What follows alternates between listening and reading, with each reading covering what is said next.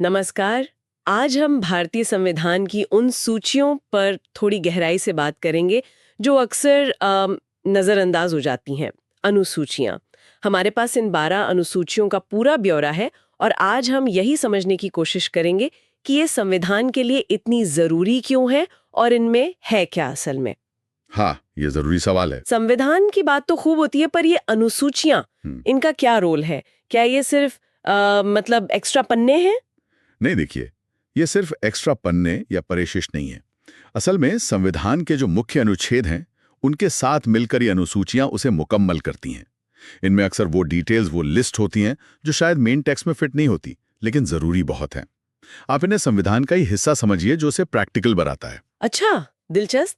तो चलिए फिर एक एक करके समझते हैं। पहली अनुसूची से शुरू करें। हमारे सूत्र बताते हैं कि ये बिल्कुल बेसिक है, देश की रूपरेखा। बिल्कुल। पहली अनुसूची आप कह सकते हैं भारत के भूगोल और प्रशासन की बुनियाद है। इसमें हमारे सभी राज्यों और केंद्र शासित प्रदेशों के नाम हैं, और सिर्फ नाम नहीं, उनकी भौगोलिक सीमाएं, मतलब उनका एरिया क्या है, वो भी साफ साफ लिखा है। यानी कोई नया राज्य बने या सीमा बदले तो सबसे पहले यही बदलाव होगा। ये एक तरह से देश का आधिकारिक संवैधानिक नक्शा है। ठीक है, ये तय करता है कि भारत के निकायों से बना है।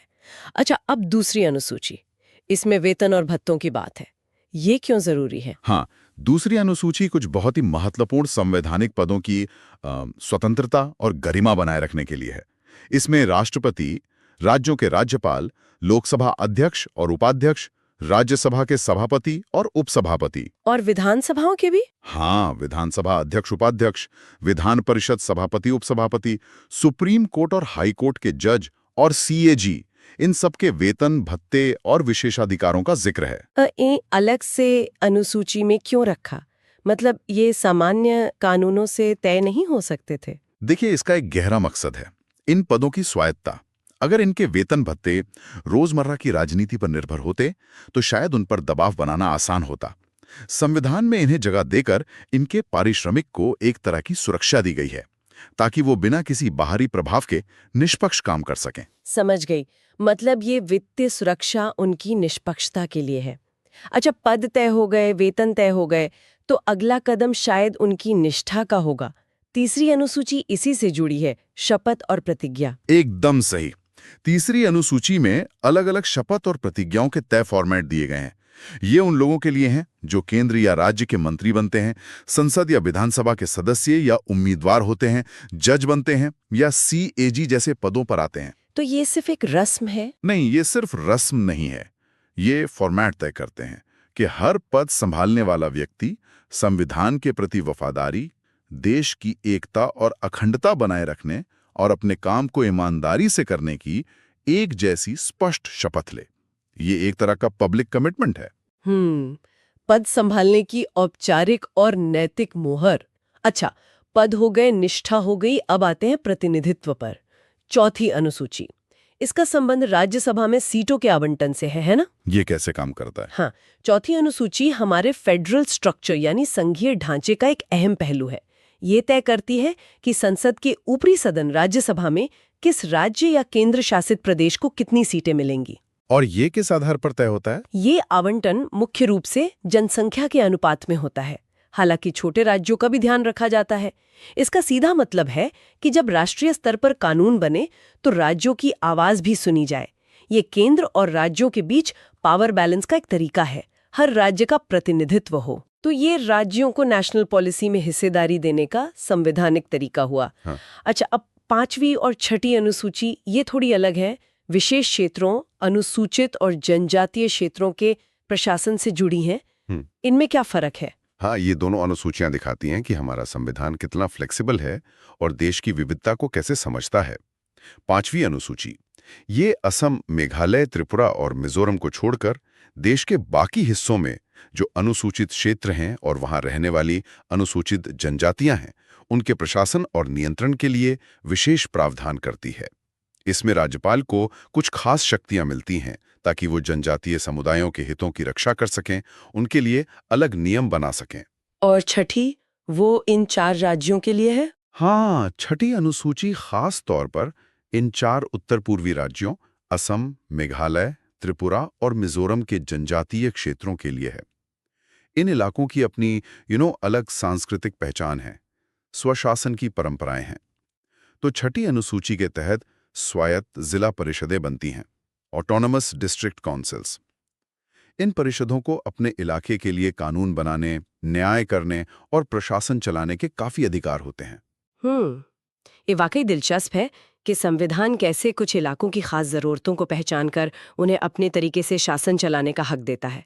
सिर्फ पहचानना नहीं, बल्कि उसके लिए व्यवस्था बनाना। बिल्कुल। इसके बाद आती है 7वीं अनुसूची, शक्तियों का विभाजन, संघ सूची, राज्य सूची, समवर्ती सूची। ये तो बहुत ही अहम लगती है ना? निसंदेह 7वीं अनुसूची आप कह सकती हैं कि केंद्र और राज्य सरकारों के बीच विधायी शक्तियों का, मतलब कानून बनाने की ताकत का साफ साफ बंटवारा है। ये तय करती है कि कौन किस विषय पर कानून बना सकता है, ताकि टकराव कम हो और शासन ठीक से चले।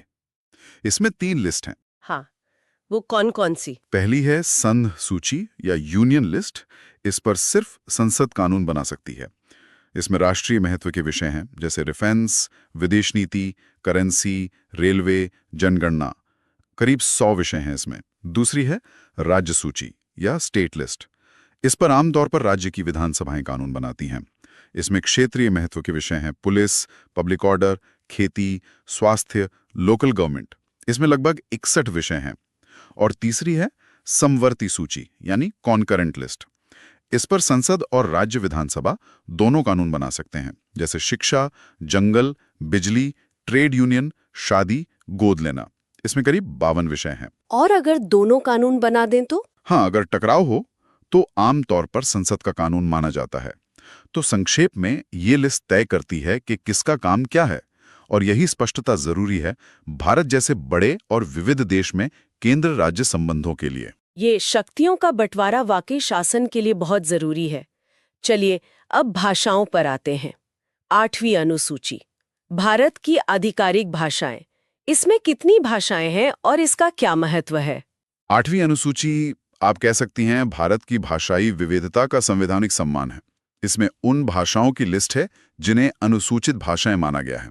जब संविधान बना था तब इसमें 14 भाषाएं थीं, लेकिन समय के साथ और संशोधन हुए और अब इसमें 22 भाषाएं। हाँ, और इनको लिस्ट में शामिल करने का मतलब है कि सरकार इनके विकास के लिए कोशिश करेगी। ये भाषाएं सरकारी कामकाज और शिक्षा में इस्तेमाल हो सकती हैं। ये दिखाता है कि भारत एक बहुभाषी समाज है और किसी एक भाषा का दबदबा नहीं है। ये भाषाई बराबरी और सम्मान का प्रतीक है। सचमुच 22 भाषाएं हमारी विविधता दिखाती हैं। अब 9वीं अनुसूची की ओर बढ़ते हैं। ये थोड़ी पेचीदा लगती है क्योंकि इसमें शामिल कुछ कानूनों को जुडिशियल रिव्यू, मतलब अदालतों की जांच से बचाने का प्रावधान है। हाँ, 9वीं अनुसूची का एक खास इतिहास है। इसे 1951 में पहले ही संविधान संशोधन से जोड़ा गया था। उस समय का मुख्य मकसद था जमीन सुधार और जमींदारी खत्म करने जैसे जो सामाजिक आर्थिक सुधार थे, उन्हें कानूनी चुनौतियों से बचाना, ताकि वो जल्दी लागू हो सकें। इसमें डाले गए कानूनों को इस आधार पर चुनौती नहीं दी जा सकती थी कि वो मौलिक अधिकारों का उल्लंघन करते हैं। लेकिन क्या ये आज भी वैसा ही है? नहीं, यहीं पर एक महत्वपूर्ण मोड़ आया। सुप्रीम कोर्ट ने केशवानंद भारती केस 1973 में संविधान के मूल ढांचे का सिद्धांत दिया। फिर बाद में IR कोयलहो केस 2007 में कोर्ट ने साफ कर दिया कि 24 अप्रैल 1973 के बाद 9वीं अनुसूची में डाले गए किसी भी कानून की समीक्षा हो सकती है। किस आधार पर? अगर वो कानून मौलिक अधिकारों, खासकर अनुच्छेद 14, 19, 21 या संविधान के मूल ढांचे का उल्लंघन करता हो। अच्छा, तो इसका मतलब ये हुआ कि 9वीं अनुसूची अब कानूनों के लिए कोई लोहे की ढाल नहीं रही। संसद कानून डाल सकती है, पर अगर वो संविधान की बुनियादी आत्मा के खिलाफ है तो अदालतें उसे देख सकती हैं। बिल्कुल। न्यायिक समीक्षा खुद संविधान के मूल ढांचे का हिस्सा है। उसे पूरी तरह खत्म नहीं किया जा सकता। ये एक तरह का संतुलन है। ये स्पष्टीकरण जरूरी था। अब 10वीं अनुसूची, दल बदल विरोधी कानून। ये तो आए दिन खबरों में रहती है। हाँ, ये तो अक्सर चर्चा में रहती है। 10वीं अनुसूची, जिसे 1985 में 52वें संशोधन से जोड़ा गया, वो राजनीतिक स्थिरता लाने की एक कोशिश थी। उस जमाने में विधायकों और सांसदों का अपनी पार्टी छोड़कर दूसरी में जाना, जिसे आया राम गया राम कहते थे, वो बहुत होता था। इससे सरकारें गिर जाती थी, अस्थिरता रहती थी। तो ये कानून क्या करता है? ये कानून तय करता है कि किन हालात में किसी चुने हुए सदस्य को दल बदलने पर अयोग्य करार दिया जा सकता है। जैसे अगर कोई सदस्य अपनी मर्जी से पार्टी छोड़ दे या पार्टी व्हिप के खिलाफ वोट करे। हालांकि इसके कुछ अपवाद भी हैं, जैसे अगर किसी पार्टी के 2/3 सदस्य दूसरी पार्टी में मिल जाएं। पर इसकी असरदारिता पर हमेशा बहस चलती रहती है। क्या इसने सच में दल बदल रोका है या सिर्फ उसके तरीके बदल दिए हैं? हाँ, इसकी व्याख्या और दुरुपयोग पर विवाद तो रहते ही हैं। ये राजनीतिक नैतिकता से जुड़ा एक मुश्किल मुद्दा है। चलिए अब आखिरी 2 अनुसूचियों पर आते हैं, 11वीं और 12वीं। ये स्थानीय स्वशासन से जुड़ी हैं, पंचायतें और नगर पालिकाएं। सही कहा। ये दोनों अनुसूचियां, जिन्हें 1992 में 73वें और 74वें संशोधनों से जोड़ा गया, भारत में लोकतंत्र को जमीनी स्तर तक ले जाने में एक मील का पत्थर हैं। देखिए, 11वीं अनुसूची पंचायतों के लिए है, यानी ग्रामीण स्थानीय निकाय। इसमें 29 विषय दिए गए हैं जिन पर पंचायतों को शक्तियां और जिम्मेदारियां दी जा सकती हैं। इसमें कृषि, भूमि सुधार, सिंचाई, पशुपालन, ग्रामीण घर, सड़कें, पीने का पानी, गरीबी हटाना, शिक्षा, स्वास्थ्य जैसे जरूरी स्थानीय मुद्दे शामिल हैं। मकसद है कि गांव के लोग अपने विकास की योजनाएं खुद बनाएं और लागू करें। और 12वीं वो शहरों के लिए? हाँ, 12वीं अनुसूची नगर पालिकाओं के लिए है, यानी शहरी स्थानीय निकाय। इसमें 18 विषय हैं, जैसे शहरी योजना, बिल्डिंग बनाना, सड़कें, पुल, पानी सप्लाई, साफ सफाई, झुग्गी सुधार, पार्क, जन्म मृत्यु का रजिस्ट्रेशन वगैरह। तो संक्षेप में ये दोनों अनुसूचियां सत्ता के विकेंद्रीकरण मतलब डिसेंट्रलाइजेशन का प्रतीक हैं।